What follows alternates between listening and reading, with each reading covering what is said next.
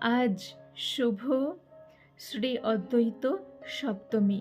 মাঘ মাসের শুক্লপক্ষের এই পবিত্র সপ্তমী তিথি হল শ্রী অদ্বৈত সপ্তমী।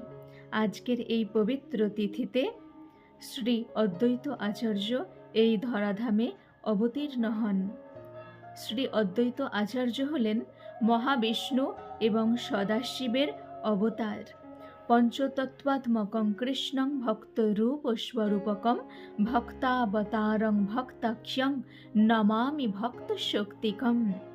অর্থাৎ ভক্তরূপ হলেন শ্রী গৌরাঙ্গ মহাপ্রভু, ভক্তস্বরূপ হলেন শ্রী নিত্যানন্দ প্রভু, ভক্তাবতার ভক্ত অবতার হলেন শ্রী অদ্বৈত আচার্য প্রভু, আর ভক্ত শক্তি হলেন শ্রী গদাধর এবং ভক্তাক্ষ শুদ্ধ ভক্ত হলেন শ্রীবাস।